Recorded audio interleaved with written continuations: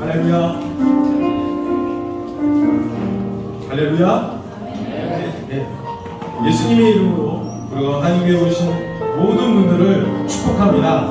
여러분 주변 분들 한번 말씀해 보시겠어요? 잘 오셨습니다. 축복합니다. 네, 주님. 감사합니다.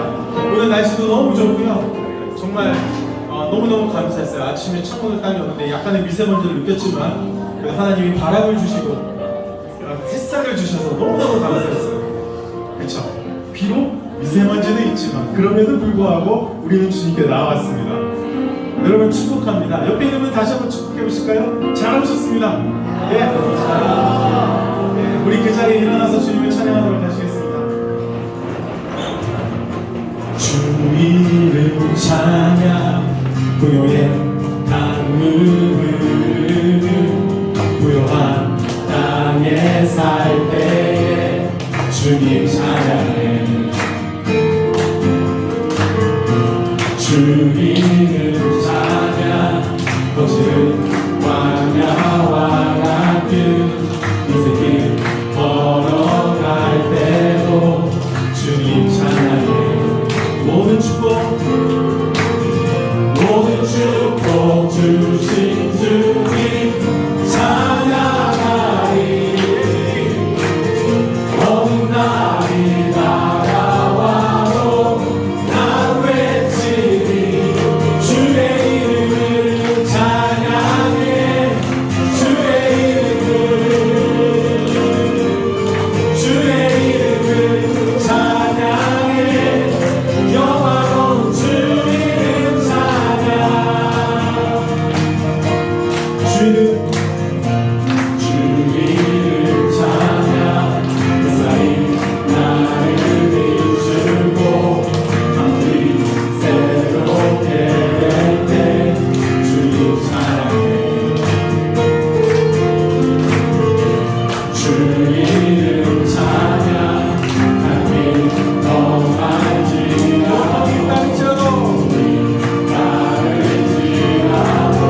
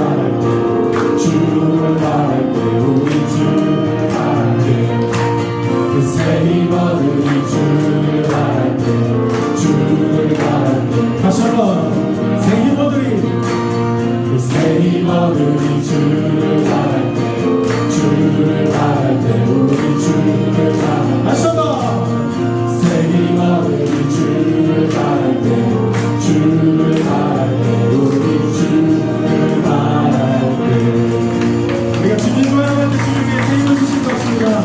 아멘 아멘 할렐루야. 구주의 수지 아니 힘을 깊은 이르세 허락하신 받았으니 의심하주 다시 한번 구주의 수지 아니 힘이 깊은 이르세 허락하신 받았으니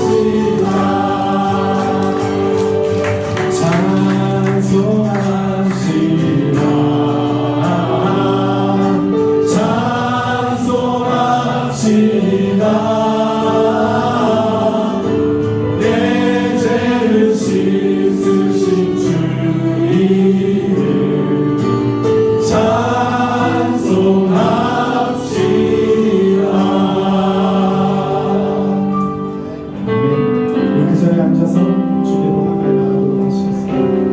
아멘.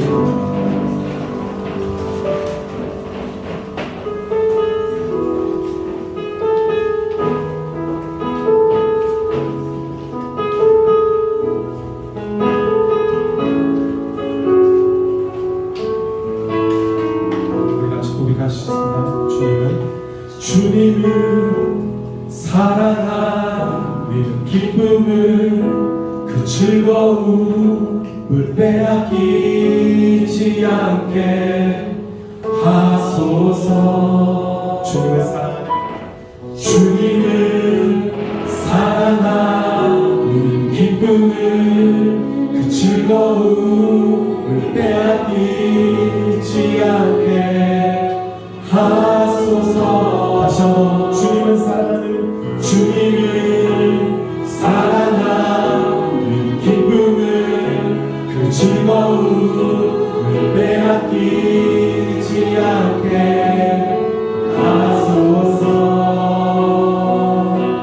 주님을 사랑하는 기쁨을 그 즐거움을 빼앗기지 않게 하소서.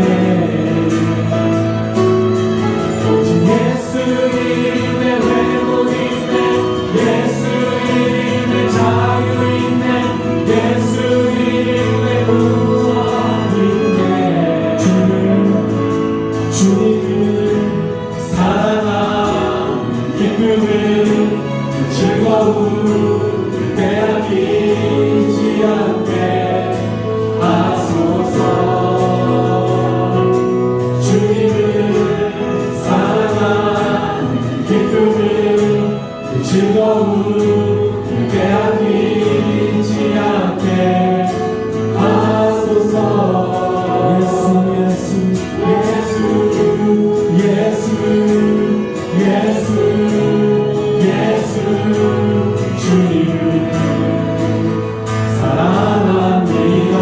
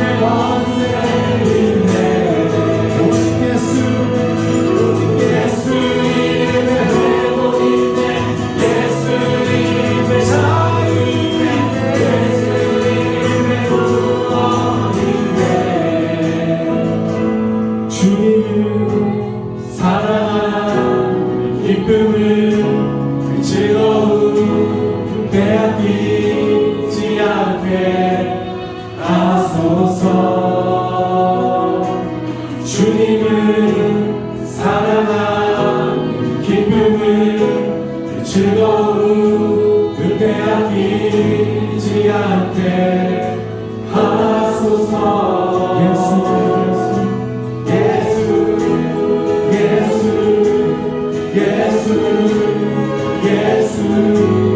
주님을 사랑합니다. 예수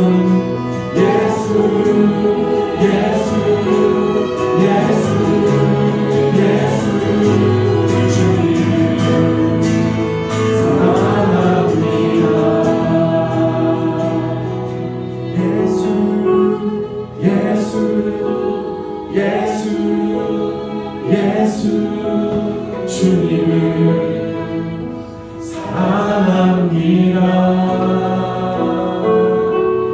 예수 주님을 사랑합니다. 예수 주님을 사랑합니다.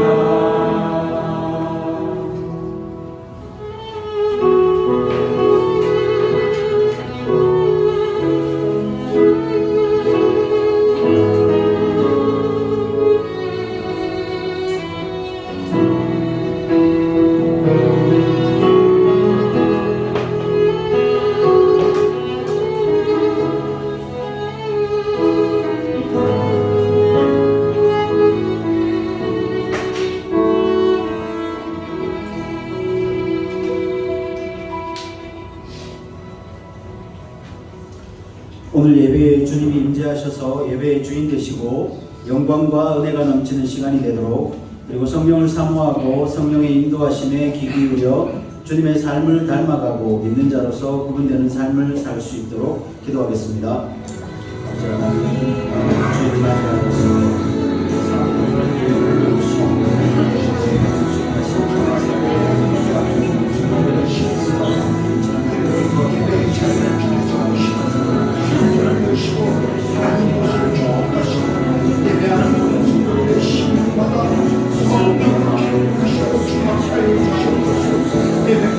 주님 맞이하겠습니다.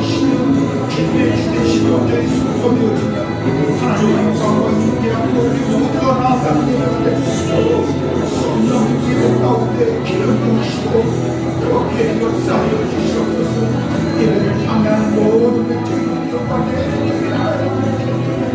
불편한 성도와 가족들이 회복되고 치유되도록, 특별히 눈병, 감기, 몸살, 댕구로 인해서 힘들어하는 성도들을 위해 기도하겠습니다. 하나님께서 모든 필요를 공급하심에 감사하고 물질에 대한 주님의 주권을 신뢰하고 채우심을 기대하도록 기도하겠습니다.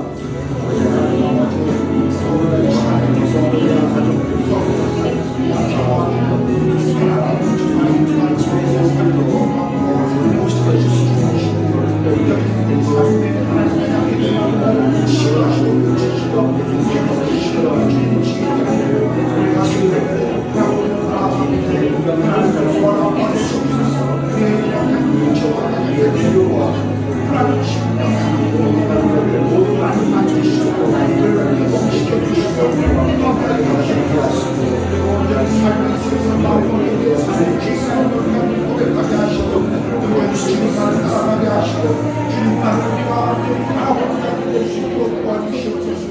가족 안에 서로에 대한 사랑과 신뢰가 가득하고 그 속에 우리 아이들이 안정감을 느끼고 건강하게 성장하도록 청소년들이 믿음 가운데 올바른 자아를 형성하고 각자의 비전을 찾을 수 있도록 기도하겠습니다.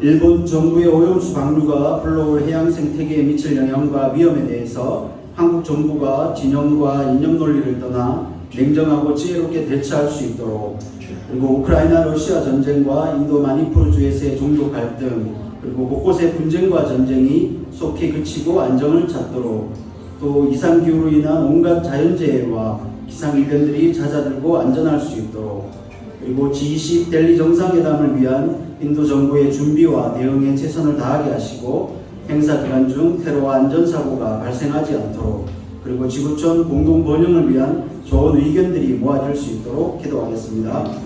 조심하자 하니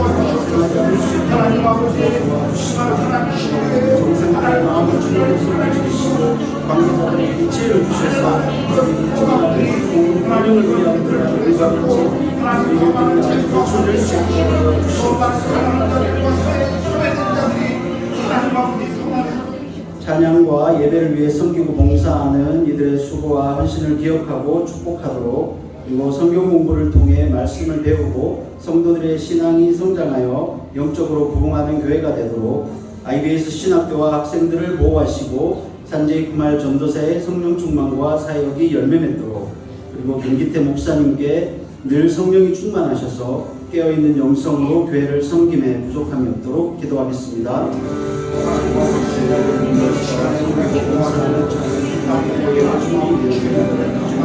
기억하시고 수혜와 신을 주시옵소서.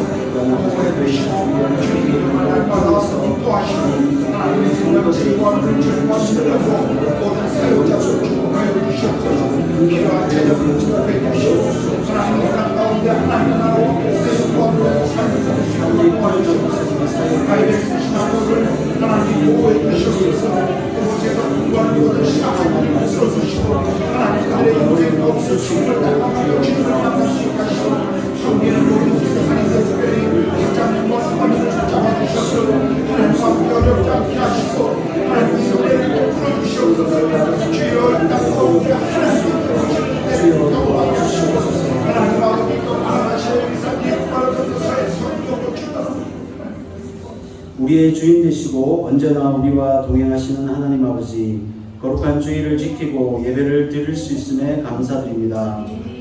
이스라엘 백성들이 애굽을 떠나 광야를 지나며 얼마나 많은 불평을 쏟아내고 죄를 지었는지 그들의 모습을 보면서 잠시 한국을 떠나 인도라는 광야를 지나는 지금 우리의 삶과 모습 가운데 행여 그들의 모습이 보이진 않는지 스스로를 돌아봅니다. 우리 역시 연약하여 넘어지고 불평하고 죄를 짓지만 이 시간 진심으로 회개하오니 우리 죄를 용서하여 주시옵소서. 그리고 하나님을 경외하며 기도와 말씀과 성령의 능력으로 우리 자신을 다시 무장하겠습니다. 말씀을 전하시는 김기태 목사님께 영육간의 강건함을 주셔서 말씀이 우리의 마음을 때리고 울리게 하시고 특별히 허리에 불편함이 있으신데 치유의 손길로 속히 온전히 회복되게 하여 주시옵소서. 새로운 한 주를 승리하며 나아가길 다짐하며 우리 주 예수 그리스도의 이름으로 기도하였습니다. 아멘.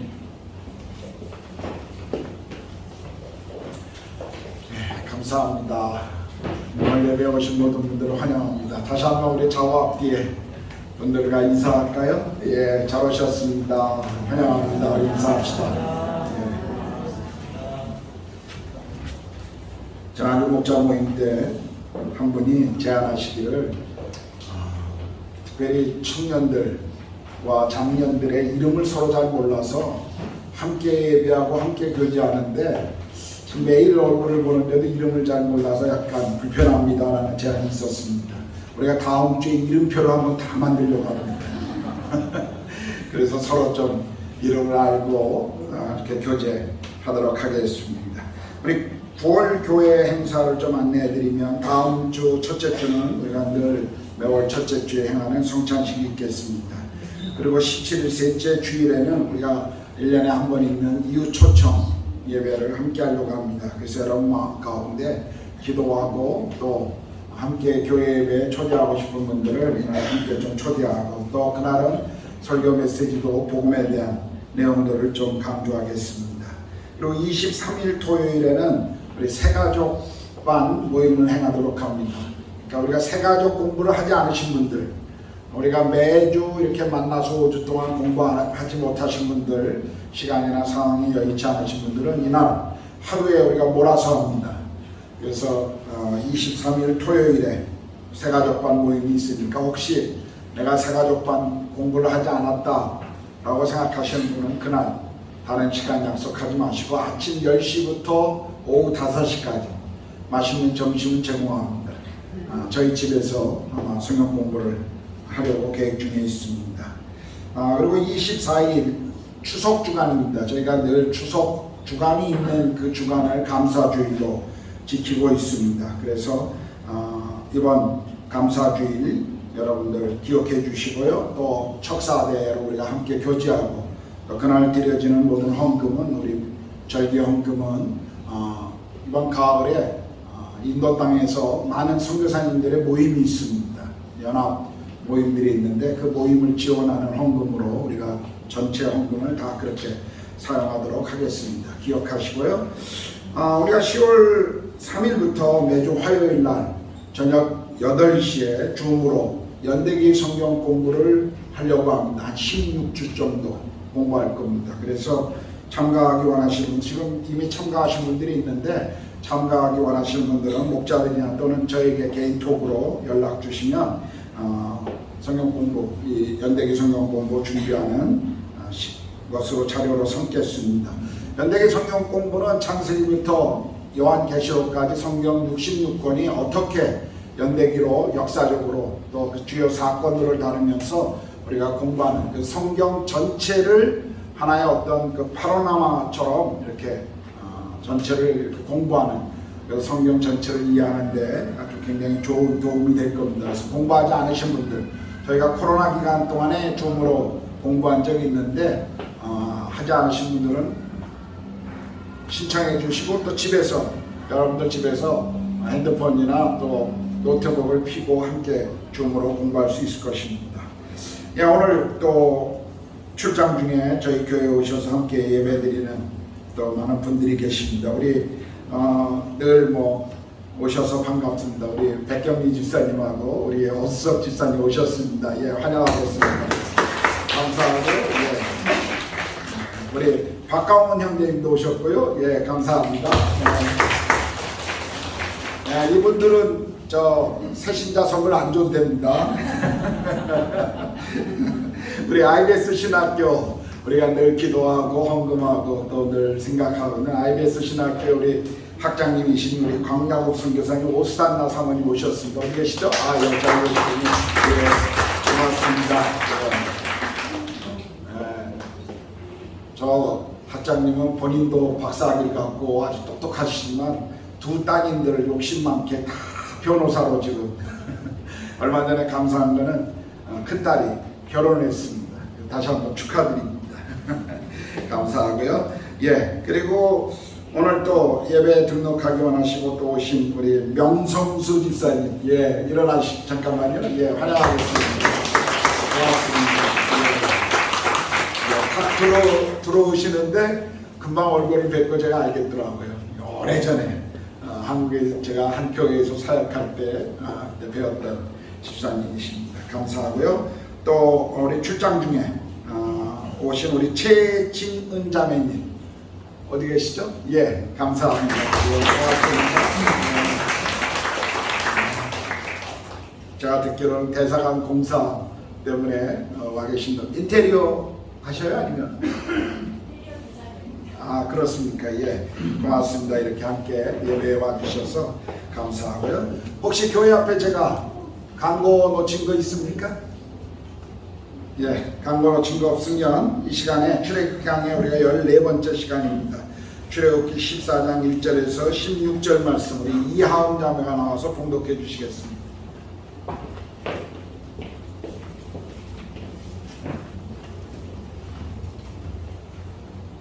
여호와께서 모세에게 말씀하여 이르시되 이스라엘 자손에게 명령하여 돌이켜 바다와 mik도 사이에 디아이와 곧 바알스본 맞은편 바닷가에 장막을 치게 하라. 바로가 이스라엘 자손에 대하여 말하기를 그들이 그 땅에서 멀리 떠나 광야에 갇힌 바 되었다 하리라.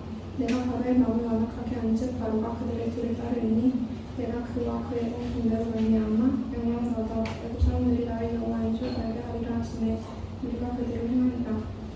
그 백성이 정령한 사실을 이들 왕에게 알려주매 바로와 그 신하들이 그 백성에 대하여 마음을 변화하였되 우리가 어찌 같이 하여 이스라엘이 우리를 섬김에서 누가 보내었느냐 하고 바로가 곧 그의 병거를 갖추고 그의 백성을 데리고 갔세. 선말된 병거 600대와 600 모든 병거를 동원하니 지휘관들이 다 거느렸더라. 여호와께서 애굽은 바로의 마음을 완악하게 하였으므로 그가 이스라엘 자손의 뒤를 따르니 이스라엘 자손이 담대히 나왔습니다. 애굽 사람들과 바로의 말들, 병거들과 그 마병과 그 군대가 그들의 뒤를 따라 바알스본 맞은편 기브야롯과 해변 그들이 장막친 데에 미치니라. 바로가 가까이 올 때 이스라엘 자손이 눈을 들어본즉 애굽 사람들이 자기들 뒤에 이른지라. 이스라엘 자손이 심히 두려워하여 여호와께 부르짖고 그들이 또 모세에게 이르되 애굽에 매장지가 없어서 당신이 우리를 이끌어내야 이 광야에서 죽게 하느냐. 어찌하여 당신이 우리를 애굽에서 이끌어내야 우리에게 이같이 하느냐. 우리가 애굽에서 당신에게 이른 말이 이것이 아니냐. 이르기를 우리를 내버려 두라. 우리가 애굽 사람을 삼을 것이라 하지 아니하더냐. 애굽 사람을 섬기는 것이 광야에서 죽는 것보다 낫겠노라. 모세가 백성에게 이르되 너희는 두려워하지 말고 가만히 서서 여호와께서 오늘 너희를 위하여 행하시는 구원을 보라. 너희가 오늘 본 애굽 사람을 영원히 다시 보지 아니하리라. 여호와께서 너희를 위하여 싸우시니 너희는 가만히 있을지니라. 여호와께서 모세에게 이르시되 너는 어찌하여 내게 글을 주느냐. 이스라엘 자손에게 명령하여 앞으로 나아가게 하고 지팡이를 들고 바다 위로 손을 내밀어 손을 바다를 내밀어 그것이 갈라지게 하라. 이스라엘 자손이 바다 가운데서 많은 땅으로 행하리라. 아멘. 찬송가 38장 찬양하시고 드려진 헌금 봉헌하겠습니다.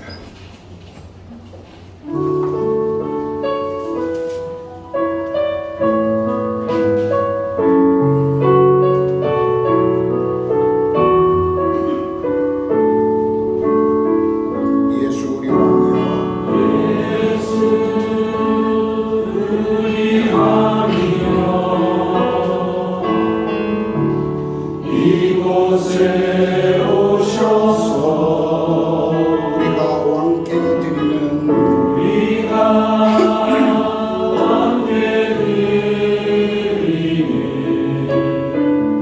영광을 받아주소서.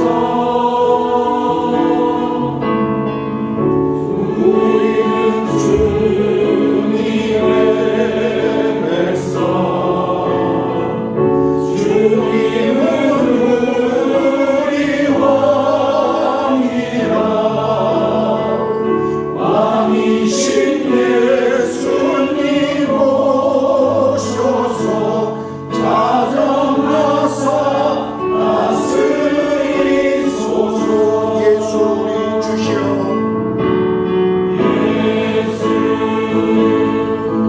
예수 우리 주시여. 이곳에 오셔서 이곳에 오셔서 우리가 주께 드리는 찬양을 받아주소서. 우리는 주님의 종들,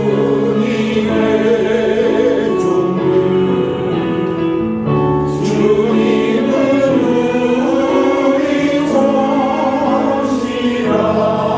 주 대신 예수 대신 예수님 오셔서 이 찬양을 받아주소서.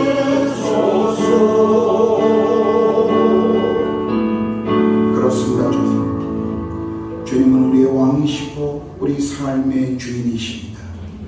늘 저희가 이것을 잊지 않게 하시고 세상 풍조와 문화와 또 세상의 많은 것들로 우리를 유혹하고 있는, 그리고 우리를 공격하고 있는 이 세대 속에서 왕 대신, 그리고 하나님의 사람들, 하나님의 백성, 하나님의 자녀인 우리가 문화를, 풍조를 거스리며 복음을 위한 삶을 살아갈 수 있도록 우리 모두를 하나님 그렇게 인도하여 주시옵소서. 오늘 예배하며 우리 가운데 주신 것 중에 일부를 하나님 나라와 교회의 필요와 그리고 이 땅의 가난한 이들과 선교를 위해 우리가 헌물로 드립니다. 물질이 사용되어지는 곳에 하나님 함께 하시고 복음의 비밀이, 하나님의 영광이 드러나게 하시고 물질을 드린 모든 손길 가운데 주께서 복의 복을 더하여 주시옵소서. 우리의 평생의 삶에 나누는 삶이 되게 하시고 주는 삶이 될 수 있도록 도와주시옵소서. 주님, 그렇게 우리의 모든 삶의 여정 가운데 하나님의 돌보심을 우리가 기억하게 하시고, 하나님, 결코 돈이나 만몬이 우리 삶의 주인이 아니라 하나님이 우리의 전부이며 우리 삶의 모든 것 되심을 고백하게 하여 주시옵소서. 하나님, 오늘 인도 땅에 드려지는 모든 예배를 기억하시고 받아주시고 이 땅 가운데 하나님의 나라가 속히 임하도록 함께하여 주시옵소서. 고통당하고 있고 어려움을 겪고 있는 이 땅의 모든 인도 교회들, 그리고 목회자들과 성도들을 주께서 보호하시고 긍휼히 여겨주시고 은혜를 베풀어 주시옵소서. 하나님, 우리 형제자매들이 어려울 때 하나님 우리가 그것을 외면하지 않게 해 주시옵소서. 우리 손에 나눌 것이 있으면 언제든지 자원하여 심에 지나도록 나누는 삶의 기쁨이 있게 하여 주시옵소서. 하나님, 오늘 우리가 말씀을 듣습니다. 또 주일학교에서 말씀을 듣는 우리 자녀들이 있습니다. 주일학교에서 말씀을 선포하는 이육진 목사님과 또 그곳의 교사들을 축복해 주시고, 또 오늘 이 자리에 말씀을 듣는 모든 성도들을 하나님 귀를 열어 좋은 밭이 되게 하셔서 주의 말씀이 우리 삶 삶의 실제가 되며 그 말씀을 따라 우리가 믿음의 길을 걸어가도록 성령님 함께하여 주시옵소서. 감사합니다. 주님을 찬양합니다. 우리 주님 예수 그리스도의 이름으로 기도드렸습니다. 아멘.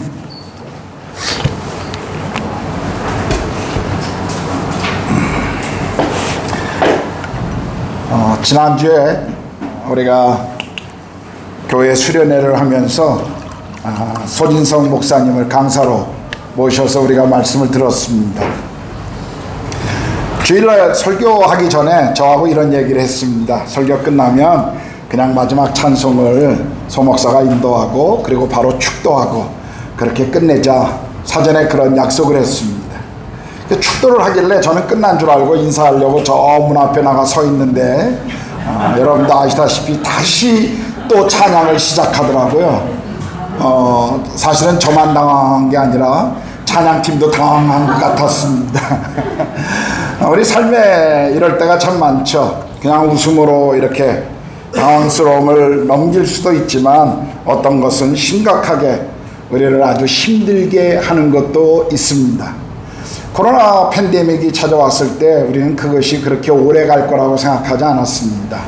처음에 인도에서 그때 그 당시에 인도에 머물렀던 분들은 알지만 모디가 나와서 뭐 발코니에 나와서 다 뭐 두들기고 있는 걸 두들기자 그래갖고 우리 막 발코니에 가서 막 장량스럽게 통제 속에서도 금방 끝날 거야 견디자 그러고 막 두들겼던 그런 기억이 있습니다. 심지어 소 오줌을 먹으면 낫는다 뭐 그런 얘기도 있었고요. 그래서 그냥 웃음 그렇게 오래 갈 거라고 생각하지 않았죠. 그러나 생각보다 아주 심각한 코로나 팬데믹이 우리의 마음을 참 힘들게 했습니다. 시간이 흘러가면서 이제 끝날 것 같은 그런 시간이 돼서 숨을 좀 돌릴만 할 때 더 심한 2차 파동이 찾아왔습니다. 굉장히 많은 사람들이 죽었습니다. 우리 한인들 가운데도 많은 분들이 그때 세상을 떠났습니다. 또 2차 파동의 그 힘든 시간들을 보내면서 또 잠잠해져서 우리가 모여서 함께 예배를 또 시작하려고 할 때 또 3차 파동이 왔습니다. 물론 2차 파동만큼은 심하지 않았지만 계속 반복되는 이 팬데믹으로 인하여 우리의 마음은 참 어렵고 힘든 시간들을 보냈던 것을 우리는 기억하고 있습니다. 우리 인생이 그렇습니다. 또 인생의 어려움이 그런 것 같습니다. 고통스러운 시간이 지나고 이제 좀 숨을 돌리고 살만하다라고 생각할 때 다시 시작되는 인생의 고통, 어려움, 참 그것 때문에 우리는 힘들 때가 참 많이 있습니다. 오늘 우리가 읽은 성경 본문도 이스라엘 백성들에게 같은 상황입니다. 이제 애굽을 떠남으로 그들은 모든 것이 끝났다라고 생각한 것 같습니다. 하나님이 애굽에 내린 재앙 때문에 마침내 바로는 백기를 들었고 심지어 이스라엘 백성들은 애굽 땅을 나오면서 그들의 손에 금과 은과 온갖 패밀과 옷을 가지고 나오면서 승리자처럼 그 땅을 떠났습니다. 이제 약속의 땅으로만 들어가면 될 것 같았습니다. 그런데 변수가 생겼습니다. 그것은 하나님께서 이스라엘 백성들을 가장 빠른 길로 안내한 것이 아니라 가장 힘들고 어려운 길로 이스라엘 백성들을 돌리고 계셨습니다. 가장 먼 거리로 방향을 바꾸신 것이죠. 오늘 본문 2절에 보면 그 길은 앞에 바다가 놓여 있었다라고 기록합니다. 마치 오도 가도 못하는 길 같아 보였습니다. 3절에 보면 그 땅에서 떠나 멀리 떠나 광야에 갇힌 바 되었다라는 이 기록을 보면 아마 애굽 사람들이 생각할 때 그들이 하나님의 능력으로 애굽은 비록 떠났지만 그러나 길을 잘못 인도해서 아마 광야에 갇혀서 고생하고 있다라고 애굽 사람들은 생각했을 것입니다. 지금 이스라엘 백성들은 길을 잘못 들여 광야에서 오고 가도 못하는 길을 잃고 헤매고 있는 상황이다라고 그들은 생각했을 것입니다. 그리고 더 큰 문제는요, 바로가 마음을 바꾼 것이었습니다. 5절에 보니까 그 백성이 도망한 사실이 애굽 왕에게 알려짐에 바로와 그의 신하들이 그 백성에 대하여 마음이 변하여 이르되 우리가 어찌 이같이 하여 이스라엘을 우리를 섬김에서 놓아 보내었는가 하고, 이 말씀을 보면 이제 시간이 좀 지나고 상황이 어느 정도 정리되고 정신을 차리니까 바로가 이제 생각이 좀 바뀐 거예요. 자신들이 큰 손해를 보고 있다고 생각하는 것입니다. 그동안 애굽의 경제의 미끄럼이었던 이 이스라엘의 노예들을 그냥 보내는 것은 우리에게 큰 손해라고 생각한 것입니다. 그리고 이제 결정을 내립니다. 쫓아가서 잡자. 6절 7절에 보면요, 바로가 곧 그의 병거를 갖추고 그의 백성을 데리고 갈새 선발된 병거 600대와 애굽의 모든 병거를 동원하니 지휘관들이 다 거느렸더라. 가장 빠르고 강력한 애굽의 최정예 부대가 이제 이스라엘을 추격해 왔습니다. 병거라고 하는 것은 여러분들이 영화에 보면 한 사람은 마차에 고비를 잡고 한 사람은 옆에서 활을 쏘거나 창을 던지는, 오늘날로 말하면 뭐 장갑차, 기계화 보병사단의 어떤 장갑차 같은 그런 역할을 하는 것이었죠. 이스라엘 백성들이 애굽에서 나올 때만 해도 그들은 앞으로 우리의 길은 장미꽃이 뿌려진 탄탄대로가 될 것이다, 아마 그런 꿈에 부풀었을 것입니다. 하나님의 약속이 눈앞에 이루어질 것이고 우리의 믿음의 선배들이 보았던 그 땅을 우리가 이제 취하게 될 것이다 라고 생각했는데, 웬일인지 그들이 다시는 보고 싶지 않았던 애굽의 군대를 다시 만나게 된 것입니다. 끝인 줄 알았는데 아니었습니다. 결말인 줄 알았는데 오히려 절망의 시간이 다가온 것입니다. 생각해 보십시오. 이스라엘은 숫자만 많았지 그들은 군인이 아니었습니다. 한 번도 그들의 인생에 전쟁을 경험하거나 전투를 경험했던 그런 사람들이 아니었습니다. 그런데 쭉 추격해오는 상대편은 당시 세계 가장 최고의 군대, 최상의 군대들이었습니다.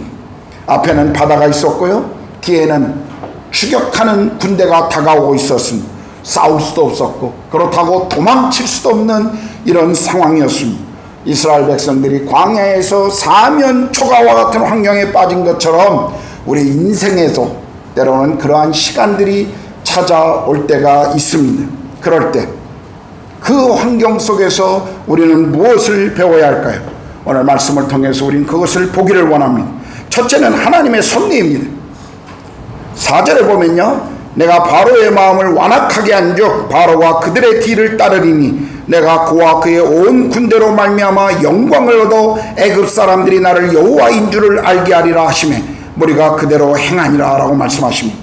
하나님께서는 지금 이스라엘 백성들을 코너에 몰아넣는 상황같이 보이지만 사실 이 모든 것은 하나님의 계획이요 그분의 섭리였던 것입니다.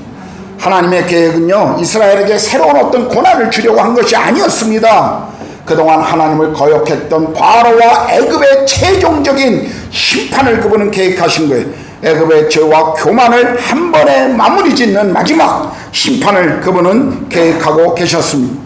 그리고 또 한 가지, 이 사건을 통해서 하나님의 하나님 되심을 애굽에 선언하고 온 열방의 사람들이 하나님이 어떤 분인가를 알게 하시겠다고 하는 그분의 계획이 있었습니다. 그런데 이스라엘 백성들은요, 이 하나님의 섭리를 알지 못했죠. 그래서 그들은 이제 끝이다 라고 생각했을 것입니다. 벼랑 끝에 선 것처럼 느꼈을 것입니다. 하나님 왜 이러실까요? 우리 인생에서도 종종 이런 시간들이 찾아올 때 우리는 종종 그런 질문을 많이 합니다. 하나님 왜 그러십니까? 하나님 왜 그러셨을까요? 우리는 때로요, 인생의 벼랑 끝에 서보아야 정말 하나님을 경험할 때가 많이 있습니다. 인생의 벼랑 끝에 서보아야 하나님이 누구신지 정말 우리는 그것을 실제로 경험할 때가 많이 있다는 것입니다. 그리고 그 경험을 통해서 하나님의 위대하신 그분의 주권이 무엇인가를 우리는 배울 수 있는 것입니다. 제 인생 속에서요, 결혼 이후에 제가 뭐 전에도 한번 말씀드렸습니다만 학생 사역을 한 10년 동안 하면서 캠퍼스에 생활하면서 재정적인 어려움이 가장 우리를 힘들게 한 것이었습니다. 그 후원금을 모금해서 살아야 되고, 또 연말만 되면 각 교회를 방문하거나 또 아는 분들을 만나서 우리 사역을 위한 후원금을 모금해야 되는 그런 시간들, 또 저희 같이 학생 사역했던 간사들이 대부분 평신도들이었기 때문에 대부분의 후원금을 제가 모금해야 되는 그 책임이 참 많았습니다. 그리고 모금된 후원금은 우리 모두가 풀링 시스템으로 똑같이 퍼센트로 나눠 가졌기 때문에 늘 저희 부부의 저희 가정에도 이 생활비가 굉장히 모자랐습니다. 정말 까마귀만 바라보고 늘 살아야 했던 그런 시간이었습니다. 정말 어떤 때는 집안에 정말 100원짜리 몇 개도 없이 떨어져 있는 그런 다 모든 것이 다 떨어져 버린 그런 시간들도 많았습니다. 그러나 저희는 10년 동안 그런 시간들을 보내면서 저와 제 아내가 철저히 배운 것이 한 가지가 있습니다. 그것은 하나님이 공급하신다는 것입니다. 저는 10년 동안 한 번도 굶은 적이 없고, 아마 굶은 적은 있었겠죠. 한 끼, 두 끼. 그러나 그건 다이어트에도 좋은 거니까 그렇게 큰 문제는 아니었습니다. 한 번도 굶은 적이 없어요. 지난주에 와서 설교했던 우리 손인성 목사가 같이 그 당시에 부산에서 사역했는데, 그 친구가 늘 저에게 이런 얘기를 했어요. 너는 참 이해할 수 없는 게 한 가지 있다. 내가 분명히 너희 단체의 그 재정사항을 알고 너희 집에 그 재정사항을 아는데 어떻게 늘 부자처럼 사니? 너희 부부를 보면 항상 나보다 더 여유가 있고 부자처럼 사니라고 그렇게 이야기하곤 했었습니다. 뭐 저희들의 부부의 기질도 있었겠습니다만, 그러나 매 순간순간마다 우리에게 필요가 생길 때마다 하나님이 작은 돈이든 큰 돈이든 늘 우리에게 공급하시는 것을 저희는 배웠습니다. 그런 시간들을 통해서 하나님이 우리 인생에 얼마나 책임지시는 분인가를 저희는 배웠고, 그 이후로 지금까지 저희 가정의 경제적인 면에 있어서는 저희는 염려를 별로 하지 않는 삶을 삽니다. 왜냐하면 하나님 그분을 우리는 그 영역에서 훈련했고, 또 벼랑 끝에 서보면서 하나님이 채우시는 것을 배웠기 때문에 저희 삶에 하나님이 어떤 분이라는 것을 알고 있기 때문에 그렇습니다. 여러분의 삶에서도 마찬가지입니다. 인생의 벼랑 끝에 서봐야 하나님이 누구신지를 압니다. 그리고 여러분의 인생의 벼랑 끝 같다면 그 시간이 하나님을 만날 수 있는 나에게 주어진 기회라는 것을 여러분 생각하셔야 합니다. 하나님이 일하실 때가 왔구나, 하나님이 이제 일하시겠구나 하는 것을 여러분이 볼 수가 있습니다. 뭐 제 가정에 대한 이야기를 자주 해서 죄송합니다만, 저희 아버님이 오래전에 60대에 사업이 실패하시고 이 단칸방으로 우리 가족 모두가 옮겨간 적이 있었다고 제가 말씀드렸죠. 저는 그때 저희 가족이 아버지가 사업이 망해서 백수가 되시고 우리 가정이 단칸방에 모여 살기 때문에 참 힘들 것이다, 그것 때문에 어려울 것이다 라는 것을 정말 한 번도 염려한 적이 없었습니다. 저는 그때 제가 하나님 앞에 감사하고 찬양한 것이 있었어요. 그것이 뭐냐면 이 일로 우리 부모님의 구원이 시작되겠구나, 그것을 저는 믿음으로 바라보고 있었습니다. 저희 아버님은 이북에서 다른 사람의 도움 없이, 보통 이북분들 아시잖아요. 자기 혼자의 성실함, 자기의 그것에 온전히 인생을 걸고 가족만 바라봤던 그런 분이셨습니다. 자수성가하신 분이셔요. 얼마나 좋은 분이었지만 또 얼마나 속으로는 교만하신 분이신 모릅니다. 그런데 그런 분이요, 자기 인생의 60대에 더 이상 기대할 것이 없이 무너져 버리니까 그때 하나님을 찾기 시작하시더라고요. 물론 먼저 어머니가 하나님을 찾으셨어요. 그리고 어머니가 예수님을 만나고 구원받고 난 이후에 1년 뒤에 아버지도 어느 날 나도 교회 가고 싶다라고 말하면서 그분이 교회에 나오기 시작하고, 또 제가 전해주는 복음을 듣고 예수님을 믿고 평생을 돌아가실 때까지 주님을 아름답게 섬기고 그렇게 세상을 떠나셨습니다. 여러분, 우리의 삶에 정말 우리가 최악이라고 생각할 때, 우리는 그렇게 생각할지 모르지만 때로는 그때가 하나님이 일하실 때입니다. 그때가 바로 우리가 하나님을 만나야 될 때예요. 여러분, 어둠이 가장 짙을 때가 언제예요? 새벽이 동트기 직전이라고 그러지 않습니까? 우리의 삶에서도 마찬가지입니다. 혹시 여러분의 삶에 길이 보이지 않고, 혹시 여러분의 삶에 어떤 어려움들이 찾아온다면 지나갈 겁니다. 너무 조바심 내지 마십시오. 그냥 조금만 버티시면 지나가게 될 것이고, 그리고 주님이 그 일을 통해서 일하실 거예요. 그 상황에서 우리에게 필요한 것은 우리가 계속 하나님을 바라보는 것입니다. 베드로전서 5장 7절에 보면 너희 염려를 다 주께 맡기라, 이는 그가 너희를 돌보심이라고 우리에게 약속하십니다. 우리의 인생을 하시고 우리를 선하게 돌보시는 그 주님을 우리는 신뢰합시다. 그런데요, 오늘 이 상황에 보면 이스라엘 자손들의 반응이 참 재밌습니다. 10절인데요 바로가 가까이 올 때 이스라엘 자손이 눈을 들어본즉 애굽 사람들이 자기들 뒤에 이른지라 이스라엘 자손이 심히 두려워하여 여호와께 부르짖고 그들의 반응은 좀 두려움입니다. 여러분, 우리가 이스라엘 백성들이 두려워하는 상황을 충분히 이해할 수 있죠. 이 상황에서 누가 두려워하지 않겠습니까? 우리도 아마 두려워했을 거예요. 그렇지 않아요? 앞에는 바다, 뒤에는 군대가 쫓아오는데 아무리 애굽에서 10가지 재앙을 통해서 하나님의 능력을 경험했다 할지라도 지금 이들이 보이는 이 상황은 그들의 마음에 두려움을 주기에 충분했을 것입니다.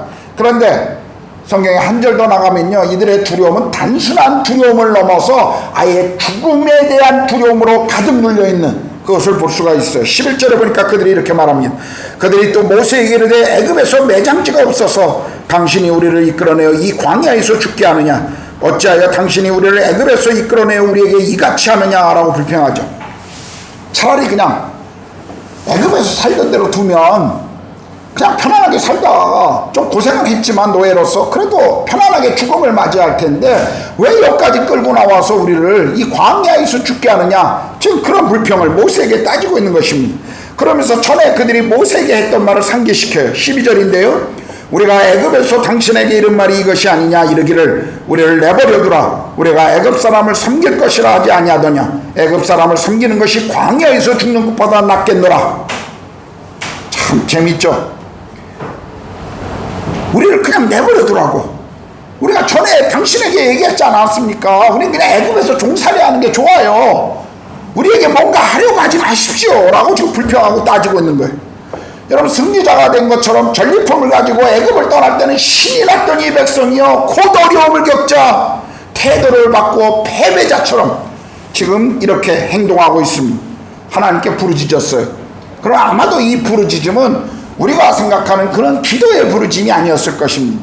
아마 불평과 원망이 섞여서 뭔가 도움이 필요한 그분에게 도움을 외치는 그런 메시지였을 것입니다. 절박한 상황에서 사람들이 신을 찾듯이 아마도 그런 태도로 하나님을 향해서 부르짖지 않았나 하는 그런 생각이 듭니다. 하나님을 향한 원망과 지도자의 모세에 대한 원망을 가지고 불평의 부르짖음, 그 부르짖음을 시작했을 것입니다. 지금까지 하나님의 능력을 그들은 보았습니다. 경험했어요. 그런데 그것이 지금 이들에게는 아무런 의미가 되지 않았습니다. 그들은 단지 두려워하고 불평만 하고 있었습니다. 우리가 이 내용을 보면 정말 이스라엘 백성들이 중요하게 생각했던 것이 무엇인가를 우리가 알 수가 있습니다. 이들에게 중요한 건요, 약속의 땅이 아닙니다. 이들에게 중요한 건 하나님의 꿈이 아니에요. 이들에게 중요한 건 하나님의 부르심이 아닙니다. 하나님의 사명이 아니에요. 이들에게 필요한 건 자기들의 평안함 뿐입니다.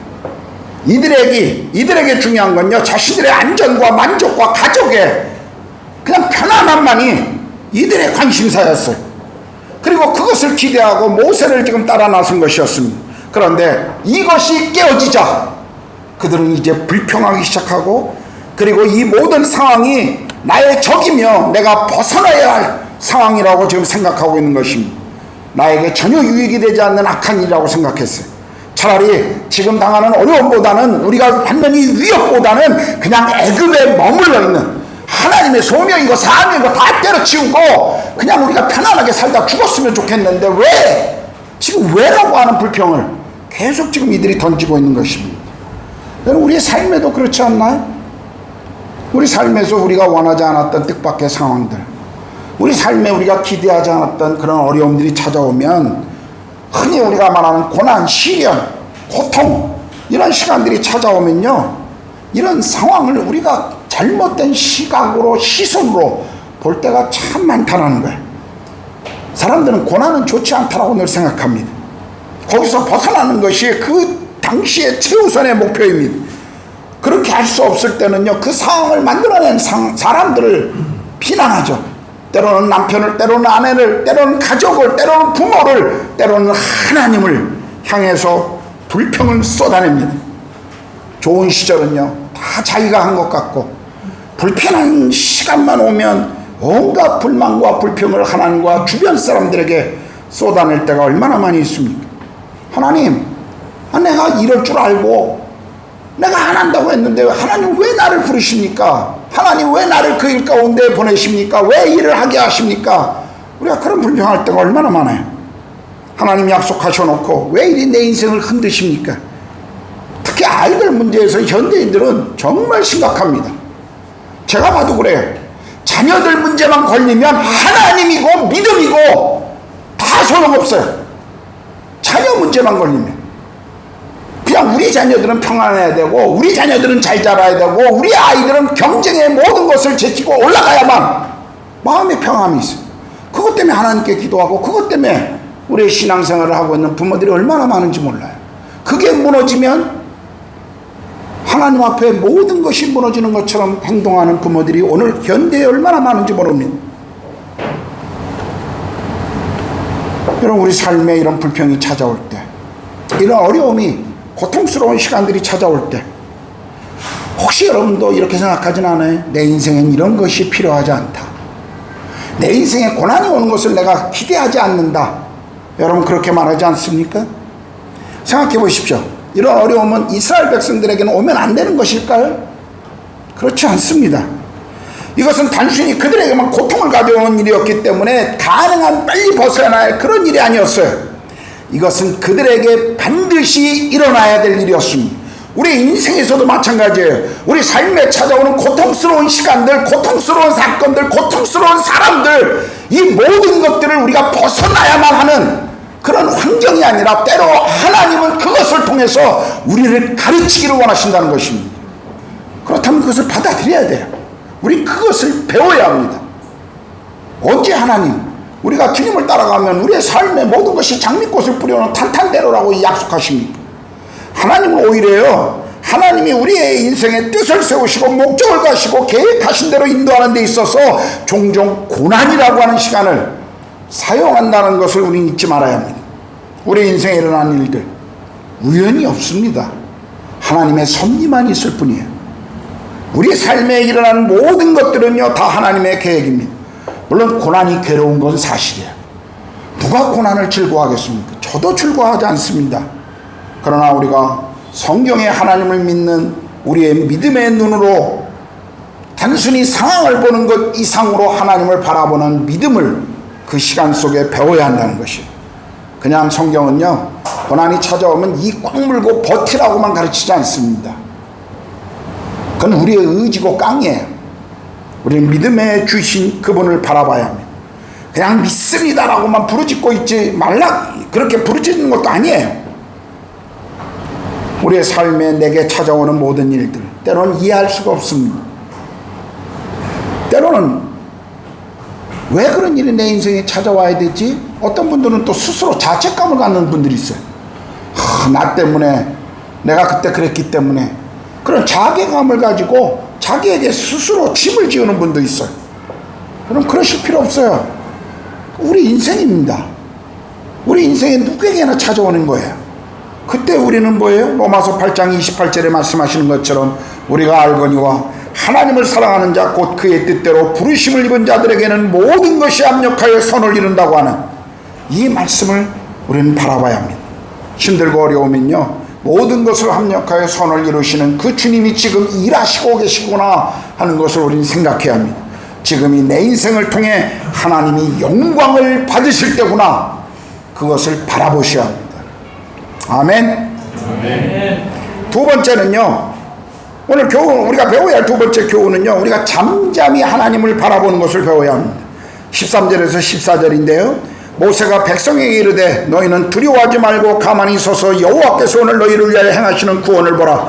너희가 오늘 본 애굽 사람을 영원히 다시 보지 아니하리라. 여호와께서 너희를 위하여 싸우시리니 너희는 가만히 있을지어다. 지금 이스라엘 백성들은 이 상황에서 하나님을 바라본 것이 아니라 애굽의 군대를 보고 있죠. 우리 인생에서도요 문제가 찾아오면 그 문제만 바라보면 문제가 더 커 보여요. 상황을 보면 상황만 더 크게 보입니다. 하나님이 보이지 않아요. 하나님이 보이지 않아요.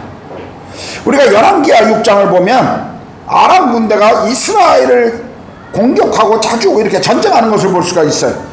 근데 아람 왕이 이스라엘을 공격만 하려고 하면 자신들이 세웠던 그 전략이 미리 미리 이스라엘에게 알려져 갖고 이스라엘이 그것을 미리 알고 계획을 세우고 방어하는 거예요. 그래서 계속 실패하는 겁니다. 그래서 왕이 화가 나갖고 대신들과 함께 이야기하면서 야 우리 속에 누가 첩자가 있냐 스파이가 있어서 이스라엘 왕에게 다 알려주냐 라고 말하니까 한 지혜로운 신하가 이런 얘기를 해요. 왕이시여 우리 가운데 스파이가 있는 것이 아니라 이스라엘에는 엘리사라고 하는 하나님의 선지자가 있는데 그가 당신이 침실을 사는 이야기 모든 것을 알고 왕에게 이야기하는 것입니다. 자기의 전략이 왜 미리 알려지고 실패하는지를 알았던 아람 왕이 전략을 바꿔요. 그래서 이스라엘을 공격하는 것이 아니라 엘리사 선지자가 머물고 있는 그 성을 작은 마을을 먼저 군대를 내려가서 에워싸서 엘리사를 잡으려고 합니다. 아침에 일어나서 엘리사의 종이 아침에 일어나서 이렇게 하품을 하려고 기지개를 펴는 순간에 깜짝 놀랍니다. 자기 마을 다 둘러싸고 있는 아람의 군대를 본 거예요. 그 마을이 작았으니까 얼마나 놀랬겠어요. 그리고 엘리사 선지자에게 달려와서 호들갑을 떱니다. 우리 주여 아버지여 우리 주변에 모든 아람 군대가 우리를 에워싸고 있습니다. 우리는 죽게 되었습니다. 막 소리치니까 엘리사가 종에게 그렇게 얘기하죠. 두려워하지 말라. 우리와 함께한 자가 그들과 함께한 자보다 많으니라. 그리고 안심시켜요. 근데 지금 종은 여전히 엘리사가 왜 그렇게 말하는지 이해를 못해요. 그래서 종을 위해서 기도하는데 열왕기하 6장 17절에 보면 이런 말씀이 나와요. 기도하여 이르되 여호와여 원하건대 그의 눈을 열어서 보게 하옵소서 하니 여호와께서 그 청년의 눈을 여심해 그가 보니 불말과 불병거가 산에 가득하여 엘리사를 둘렀더라. 엘리사의 종은요 자기 마을을 둘러싸고 있는 아람의 군대만 보았어요. 그런데 지금 엘리사는 그 군대 뒤에 있는 하나님의 군대를 보는 그 믿음의 눈이 있었습니다. 이 믿음의 원리를 우리는 배워야 합니다. 똑같은 상황인데요 바라보는 것이 지금 달라요. 우리 인생에도 그럴 때가 많잖아요. 상황이 똑같은데 그 상황을 보는 사람들이 다릅니다. 우리가 어려울 때 우린 종종 현실이라고 하는 이 문제 앞에 눈을 떼기가 쉽지 않습니다. 사실이죠. 우리 지금 당장 우리 앞에 당하고 있는 문제를 보면서 그걸 아무리 생각하지 않으려고 해도 잊어버리려고 해도 어떻게 잊어버리겠어요. 예, 제가 아무리 마음이 편안한 사람이라도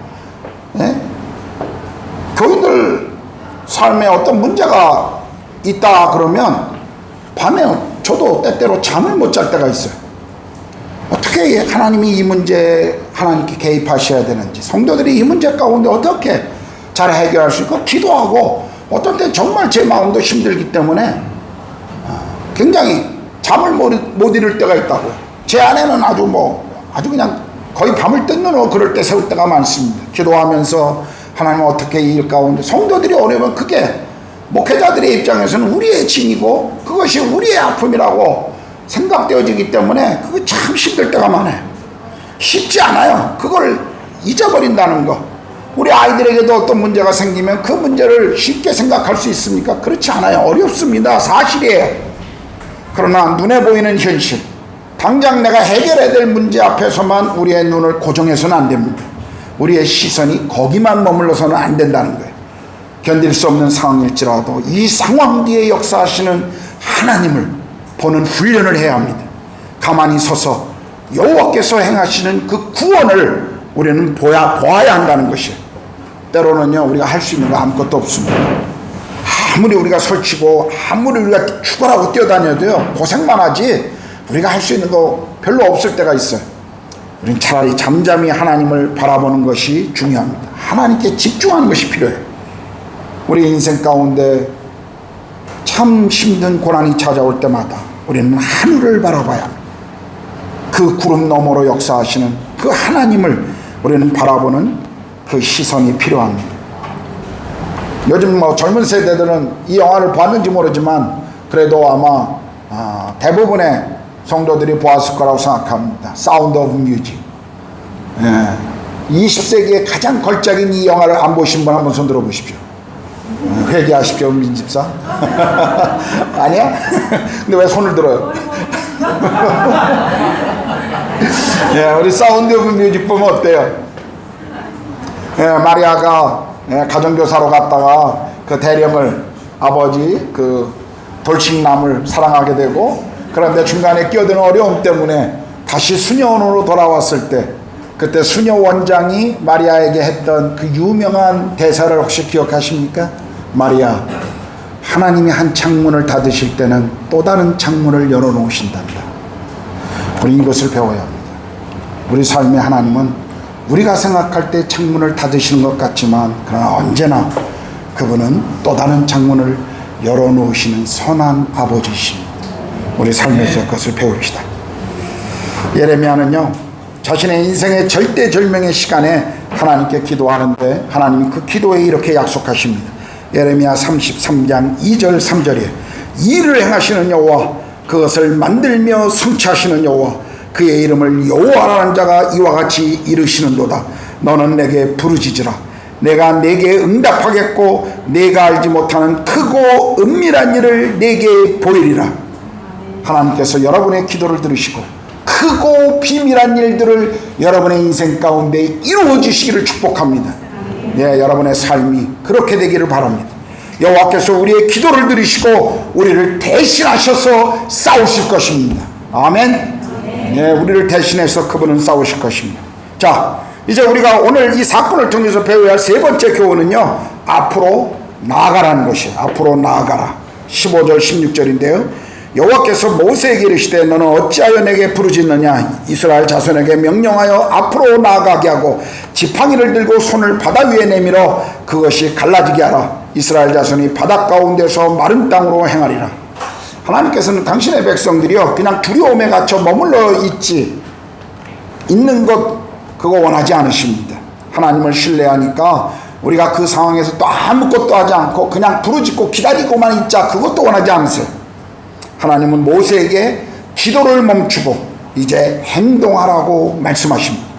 하나님은 이제 자신을 신뢰하는 믿음을 가지고 앞으로 전진하라, 행동하라 라고 지금 말씀하셔요. 종종 우리 주변에 열정이 많은 사람들, 특별히 이 MBTI에 E가 붙어있는 사람들의 그 쉬운 실수 중에 하나가 뭐예요? 열정이 많은 사람들은요 꼭 항상 서둘러요. 서두르는 사람들이 참 많습니다. 저도 그래요. 그러다 보니까 종종 하나님의 말씀보다 성령의 음성보다 제가 먼저 앞으로 나가려고 할 때가 많아요. 참 그런 실수들을 많이 합니다. 그러나 우리는 전진하되 성령님보다 앞서서는 안 됩니다. 주님보다 앞서면요 꼭 실수하게 되어 있거든요. 하나님을 신뢰하고 기도하면서 기다리다가 이제 하나님의 명령이 떨어지면 우리는 바로 움직이는 것이 필요합니다. 하나님이 내게 행동을 요구하시면 이제 믿음으로 거침없이 순종하는 것이 필요한 것이죠. 하나님께서는 앞이 바다인 홍해를 향해 모세에게 말합니다. 손을 내밀어라. 바다는 여전히 요동하지 않고 있습니다. 바다 그대로입니다.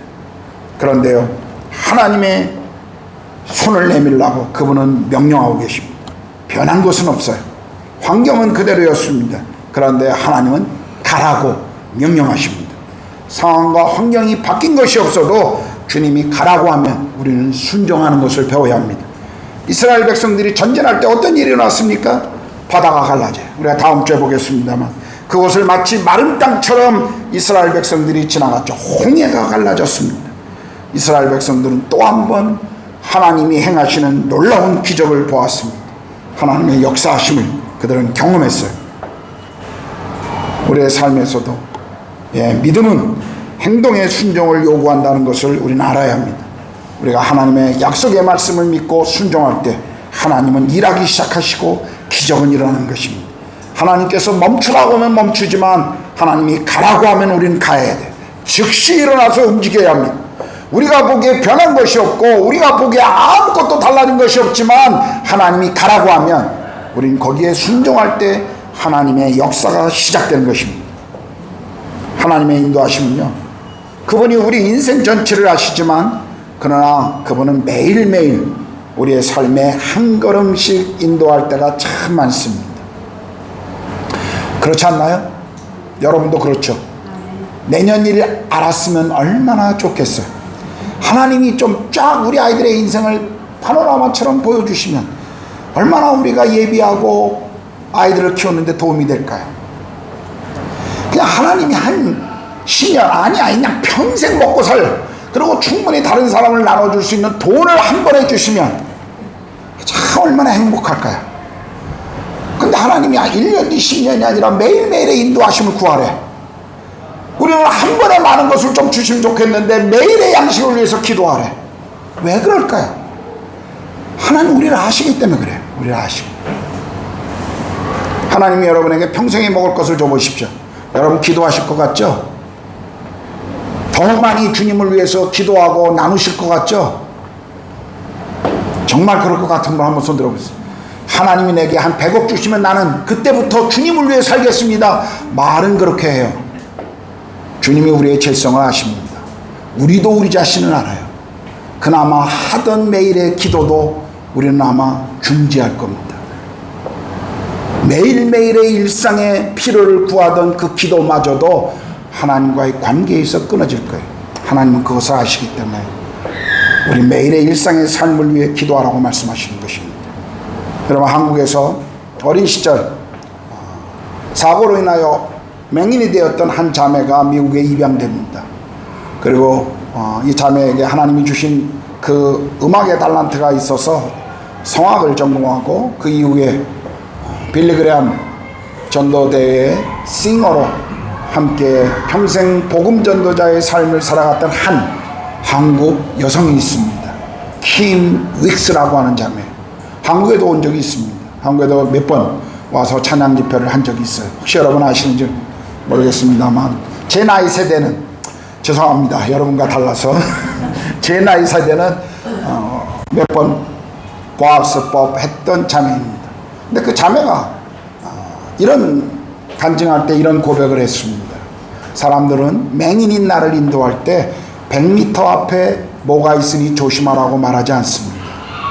저 앞에 뭐가 있으니까 갈 때 조심하라고 말하지 않습니다. 그냥 바로 내 발 앞에 웅덩이가 있으니까 멈추라고 말하고 내 발 앞에 계단이 있으니까 발을 띄라고 가르칩니다.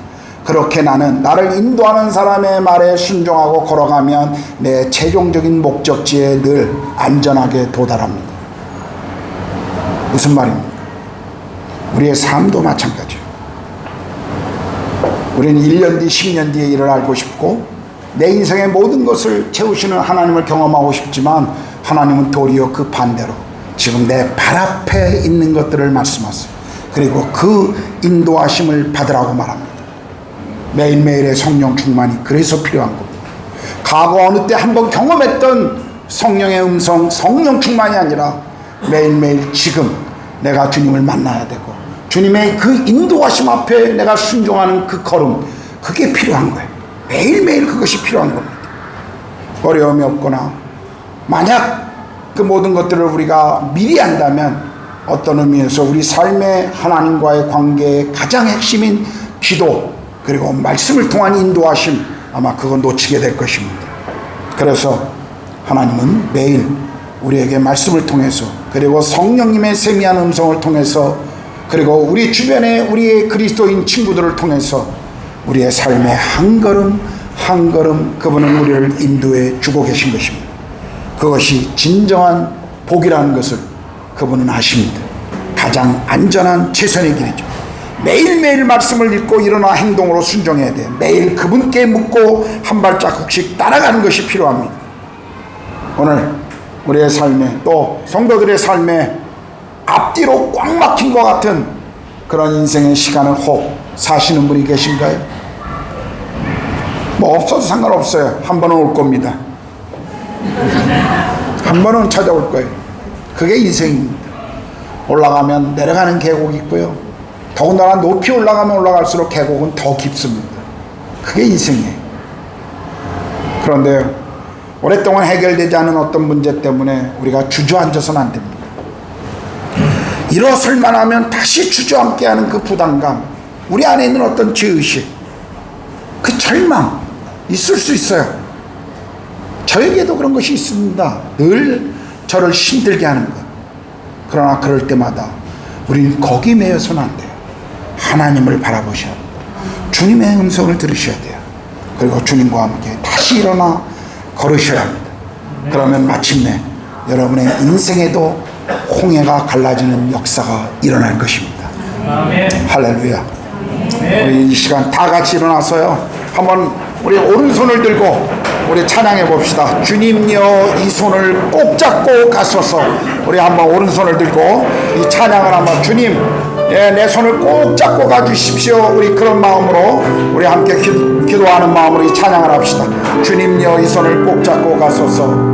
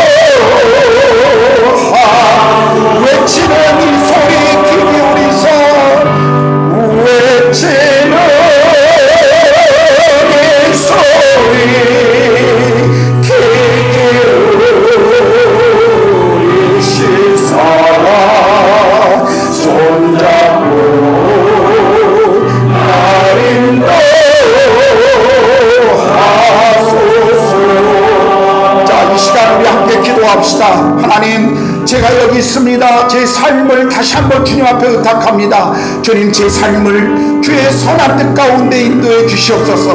내가 기대하고 내가 원했던 길이 선량한일지라도 하나님의 선한 뜻 가운데 제 인생을, 제 삶을, 제 가족을 인도해 주시옵소서. 우리 함께 기도합니다. 기도합시다. 하나님 아버지, 이 시간 하나님 우리가 말씀을 통해 또 주께서 우리에게 주시는 메시지를 듣습니다. 주여, 우리의 삶에 찾아오고 있는 하나님 수많은 상황과 환경 가운데 우리가 주님을 바라보며 주와 함께 동행하기를 원합니다. 성령 하나님, 우리를 붙드시고 우리의 손을 붙드시고 폭풍고 그 손 가운데 주와 동행하게 하여 주시옵소서. 삶에 찾아오는 크고 작은 문제 속에 우리가 주님과 함께 하기를 원합니다. 주님, 내일의 삶에 매일의 발걸음에 주님 함께 하시고 나의 삶을 인도해 주시옵소서. 나의 삶을 주님이 그렇게 붙잡아 주시옵소서. 오 성령 하나님, 오 성령 하나님, 다시 우리가 주님을 바라봅니다. 다시 주님의 보좌 앞으로 나아갑니다. 성령님 우리를 인도하소서. 성령님 우리를 붙잡고 우리의 손을 붙드시고 우리를 인도하여 주시옵소서.